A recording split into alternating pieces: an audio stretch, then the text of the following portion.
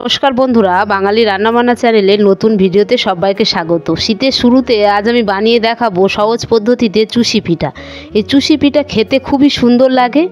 এই চুষি পিঠা রেসিপি আমি কিভাবে করেছি তা আমার এই ভিডিওটা শেষ পর্যন্ত দেখার অনুরোধ রইল। এই চুষি পিঠা বানানোর জন্য এখানে আমি 2 বাটি ঠান্ডা জল নিয়েছি। এবার এর মধ্যে দিচ্ছি 1 চামচ লবণ। এবার জল আর লবণ ভালোভাবে আমি ফুটতে দেবো। খানিকক্ষণ ঢাকা দিয়ে রেখে দিচ্ছি। ফিরে আসছি কিছুক্ষণ পরে, দেখছি আমাদের জল ভালোভাবে ফুটে গিয়েছে। এবার এখানে আমি ওই একই বাটির পরিমাপে 1 বাটি চালের গুঁড়ি নিয়েছি। এবার ভালোভাবে চালের গুঁড়ি নেড়ে চেড়ে আমি একটা থাসা করে নেব। ভালোভাবে নেড়ে চেড়ে একটা থাসা করে নিচ্ছি। দেখুন কড়া থেকে কেমন ছেড়ে যাচ্ছে। এবার আমি 10 মিনিট মতন ঢাকা দিয়ে রেখে দেবো। ফিরে আসছি 10 মিনিট পরে। এবার মাখাটা আমি একটা পাত্রের মধ্যে তুলে নিচ্ছি।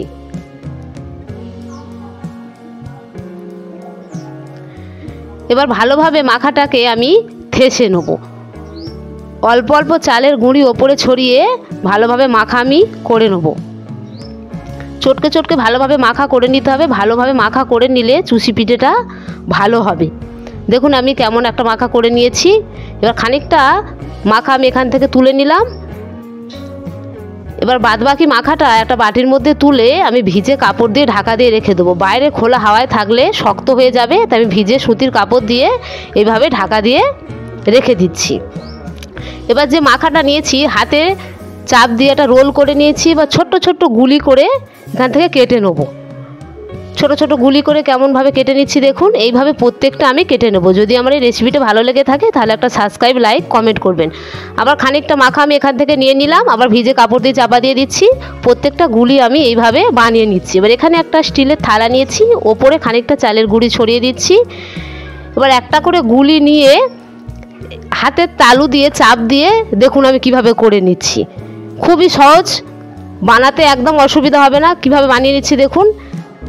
হাতের তালু দিয়ে চাপ দিয়ে এইভাবে করে নিতে হবে। প্রত্যেকটা আমি এইভাবে বানিয়ে নিয়েছি। এবার ওপরে আমি অল্প চালের গুঁড়ি ছড়িয়ে দেবো যাতে একের গায়ে একটা না লেগে যায়। এবার এখানে আমি কড়াইতে নিচ্ছি 500 গ্রাম দুধ। দুধটাকে আমি ভালোভাবে জাল দিয়ে দেবো। দুধ ফুটে উঠলে এখানে আমি গোটা এলাচ ফাটিয়ে দিচ্ছি। দিয়ে ভালোভাবে দুধটাকে জাল দিয়ে গাঢ় করে নেব। দুধ প্রায় ফুটে জাল দেওয়া হয়ে এসেছে। এবার এখানে আমি 150 গ্রাম চিনি ব্যবহার করেছি। এবার ভালোভাবে চিনি আর দুধ ফুটতে দেবো। চিনি আর দুধ ভালোভাবে ফুটে গেলে এখানে করে রাখা চুষি পিঠে আমি দুধের মধ্যে দিয়ে দেবো। এবার দুধ আর চুষি পিঠে ভালোভাবে আমি ফুটতে দেবো। একটু নেড়ে চেড়ে নেবো যাতে একের গায়ে একটা না লেগে যায়। এই পিঠে বাড়িতে বানানো খুবই সহজ। বাড়িতে বানিয়ে প্রত্যেকে দেখবেন খেতে খুবই ভালো লাগে। দেখুন হয়ে গিয়েছে চুষি পিঠে, কি সুন্দর দেখতে হয়েছে। প্রত্যেকে বাড়িতে বানিয়ে দেখবেন, খেতে খুবই ভালো লাগে। হয়ে গিয়েছে চুষি পিঠের রেসিপি। ফিরে আসছি পরবর্তী ভিডিওতে। ততক্ষণের জন্য সবাই ভালো থাকবেন।